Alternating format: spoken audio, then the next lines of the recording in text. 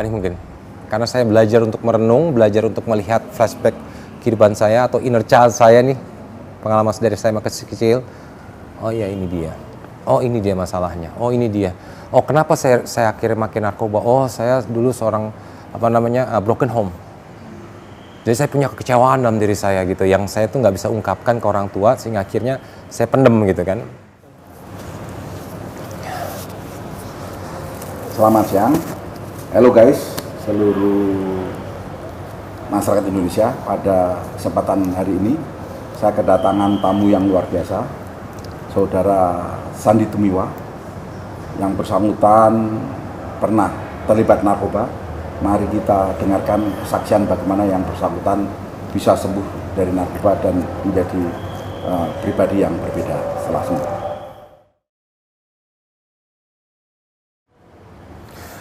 Iya, saya mengenal narkoba itu dari tahun 97 ya, zaman saya SMA.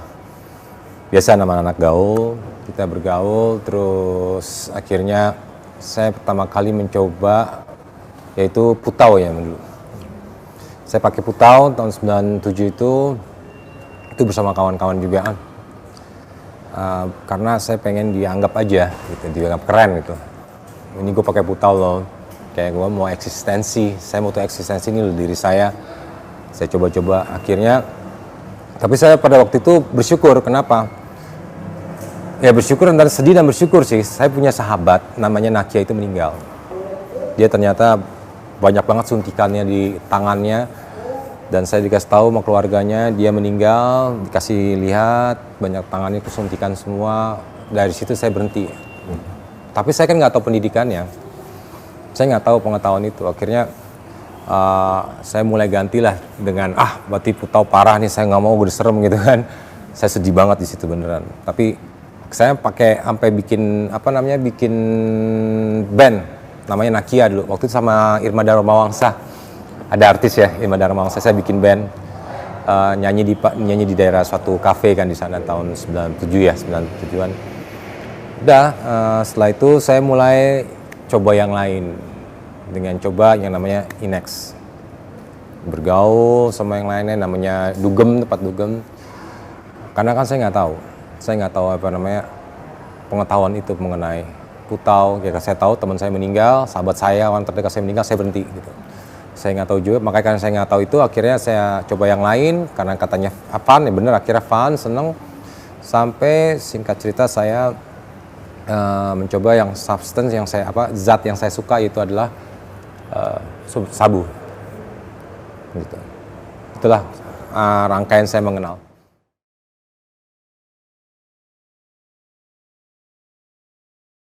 Awalnya nggak gampang, susah. Karena ya saya nggak tahu, pertama kan saya mau ngomong ke siapa. Saya sama polisi takut dulu. Apalagi sama BNN saya takut dulu. Saya nggak ngerti soalnya. Saya kan yang ada saya itu kayak malah jadi menjauhkan diri dari semua gitu. Bahkan saya menutup diri dengan keluarga saya. Jadi saya nggak mengetahui diri saya itu seperti itu gitu. Bahkan saya akhirnya menyangkal diri saya seperti itu gitu. Enggak, gue baik-baik aja kok gitu. Gue baik-baik aja, gue masih bisa syuting, gue masih bisa kerja. Buktinya gue lihat dong kerjaan gue banyak ini. Tapi akhirnya ya udah. Ya saya sih bersyukur ya dengan yang namanya hit the bottom.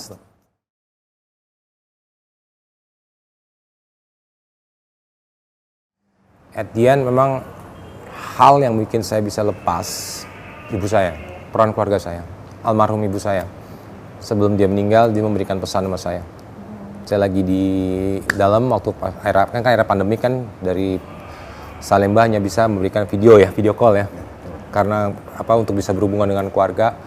Akhirnya saya cuma bisa ngelihat di video call ibu saya lagi disiram pakai bunga. Saya nggak bisa mandiin ibu saya cuma bisa ngelihat dia di video call, itu sakit banget. Jadi hanya gara-gara sebuah sabu yang cuma mungkin 700.000, 600.000, saya kehilangan orang-orang yang saya sayangin. Tuh.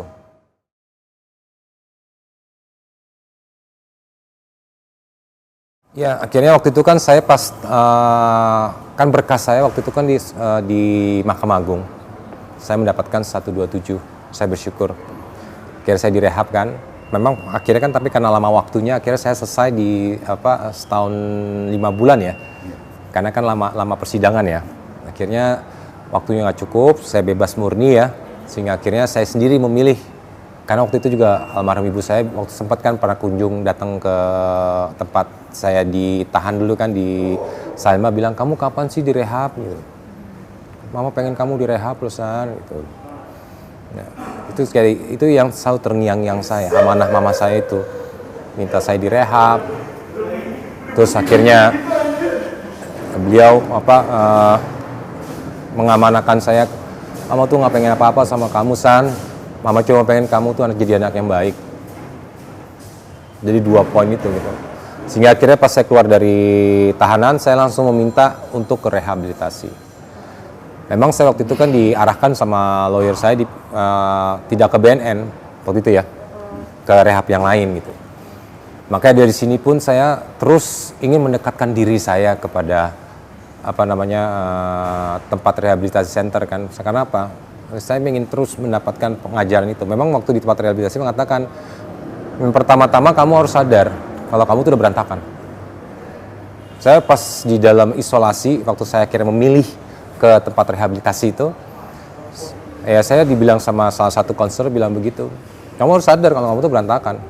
Enggak ya udah diam aja dulu, kamu pikirin aja dulu gitu kan. Akhirnya saya baru sadar, oh iya, pas saya akhirnya mungkin waktu demi waktu saya diem di tempat isolasi itu, saya memikirkan diri saya, apa yang terjadi dalam diri saya, walaupun saya memilih loh, saya kan memilih ke rehab kan. Akhir sampai ke ibu semua, oh iya ya, gue udah hancur banget hidup gue ya. Gue udah kehilangan semua yang gue sayang ibaratnya. Gue sekarang tinggal sendiri gitu kan. Dan gue sadarin, iya gue salah.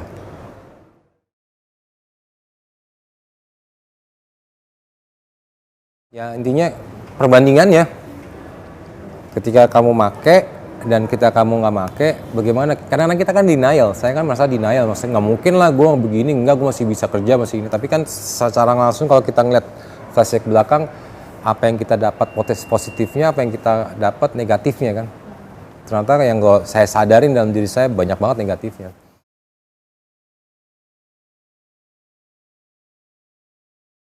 Iya maksudnya kayak flashback.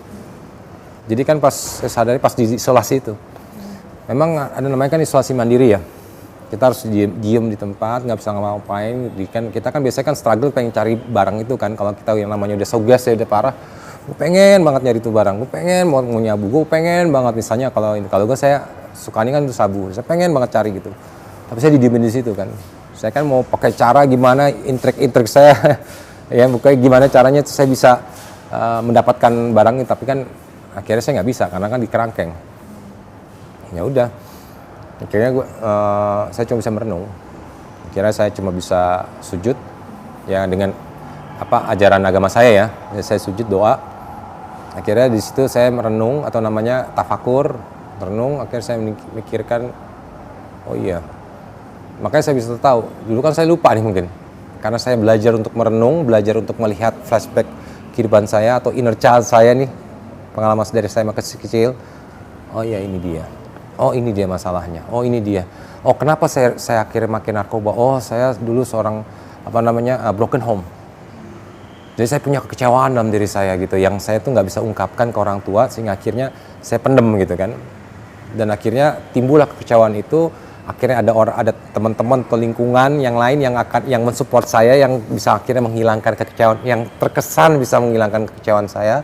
Saya bergaul dengan mereka. Dan ternyata pergaulan itu salah. Karena pergaulan mereka kan mungkin ya karena wajar ya, anak muda zaman dulu itu kan pengennya ya kalau drugs itu keren, kata mereka gitu. Padahal yang saya tahu sekarang drugs itu ya not keren, berantakan hidup lo at the end gitu. Tapi kan baru kamu sadar sekarang ini saya udah umur 39 tahun, saya harus ibaratnya harus mulai mupuk lagi, menata lagi nih hidup saya yang udah berantakan kemarin-kemarin. Tapi ya bukan berarti saya terus down gitu ya, saya harus bangkit gitu. Apalagi kalau misalnya saya ngeliat kan masa depan, ibaratnya umur-umur yang masih 15, masih 14 gitu kan, yang masih punya potensial, masih mereka tuh gila kalau mereka 39, kalau mereka fokus saja dengan umur saya sekarang mungkin mereka udah bisa jadi pejabat ya, udah jadi pengusaha yang sukses, udah bisa jadi apa gitu. Kalau saya ya wajarnya kan saya di posisi ini saya harus bangkit lagi kan, sebagai seorang entertainer, saya sebagai seorang artis ya, saya udah jatuh bangun, tapi akhirnya saya baru sadar banyakan jatuhnya, dan saya baru sadar akhirnya ini gara-gara saya. Kenapa saya memilih drugs itu, kenapa saya milih sabu ini, kenapa saya waktu dulu beli putau, kenapa waktu saya milih Inex, kenapa saya ambil yang namanya semua lah barang-barang yang kalau dibilang haram itu kenapa, karena menghancurkan diri kita itu haram. Jadi benar saya sadar itu kayak gitu.